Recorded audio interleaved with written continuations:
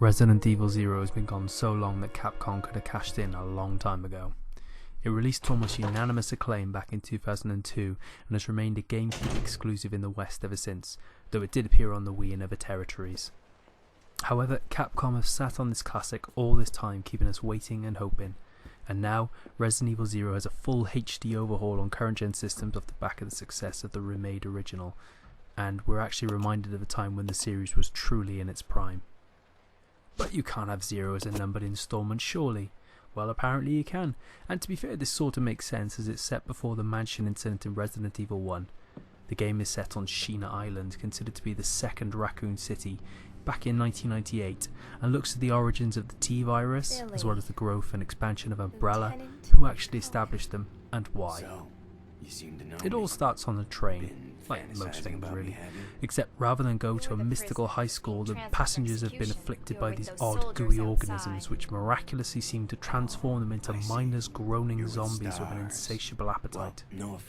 The organisms also appear to be under the control of a man dressed all in white, commanding them to his will with harmonious yet sinister tones. Wait! You're under arrest. Meanwhile, Officer Rebecca Chambers and the team, better known to some of you as Stars, are rounding on this train in an effort to capture escaped fugitive Billy Cohen and bring him to custody.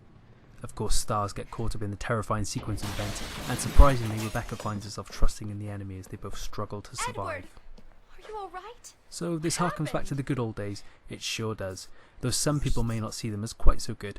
For instance, the tank controls here won't be for everyone. If you tried out last year's Resident Evil remaster, you'll know exactly what to expect. Holding down R1 to aim, then a separate button to fire, remaining in a static, unmovable position the whole time.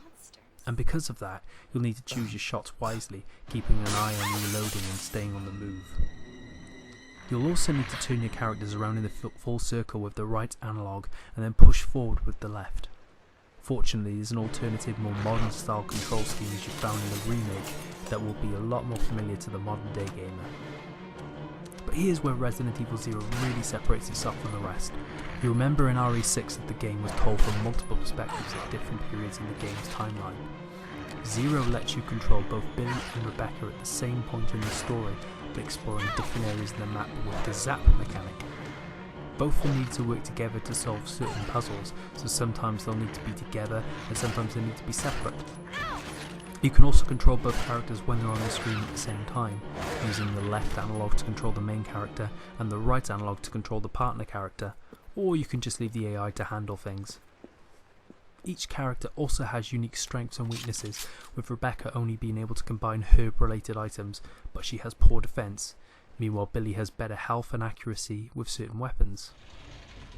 This adds a whole level of tension to the game, as you'll always need to be mindful of what a character can and can't do and where they are in relation to the other. And it all still feels incredibly fresh despite the game being 13 years old. But what's different on PlayStation 4? Well, the core game remains the same, but there have been some huge improvements to the game's lighting effects, as well as improved model details and full 1080p widescreen output. As with the tank controls, however, real purists can still have the original 4:3 aspect ratio that was part of the Gamecube original. Everything just feels so seamless as well. Nothing has been sacrificed or cropped, it's all been ported extremely well, and the weather effects and background details appear better than ever. The models also react wonderfully to the reinvigorated environment and don't seem out of place or jarring in any way. The facial expressions in particular appear to be so much better. Once you beat the game, there's also a Wesker mode within RE0, which allows you to play the entire campaign through with the series' leading antagonist, using all of his abilities as you go. Every update to the game works brilliantly and truly enhances the experience, making the entire transition to current gen very positive and authentic. The frame rate does run at 30 frames per second on PlayStation 4, however, but this suits the very slowed down tone of the game compared to the speed at which more recent Resident Evil titles run on. What about further expansion and development? Well, there are lots of costume changes available on the store, and we expect plenty to be added over time. While these changes appear to be mostly cosmetic, it's a cool way to encourage some form of replayability. Though wearing a cheerleader costume while fighting zombies does make us slightly more concerned about getting bite marks on our poor Rebecca. Capcom have made it clear that HD remasters will be a priority for them going forward, and we already know a Resident Evil 2 remake is being worked on.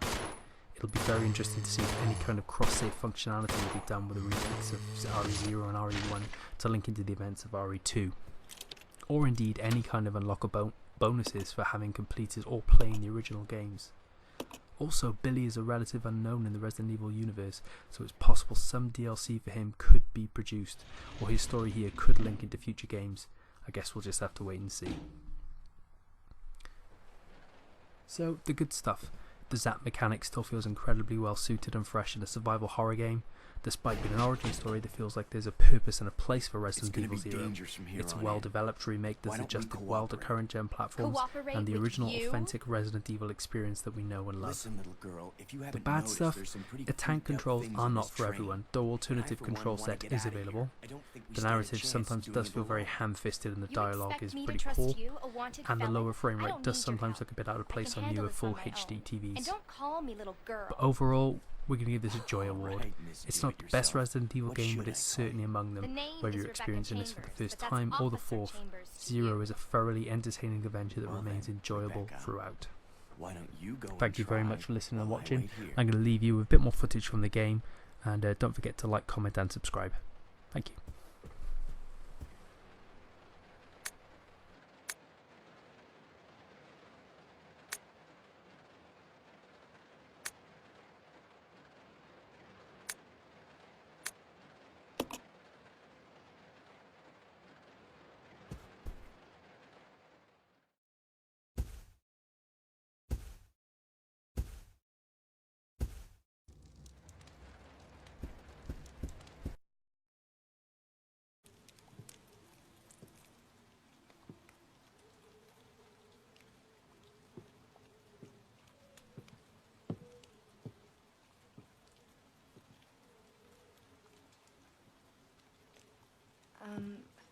Excuse me, sir. Sir.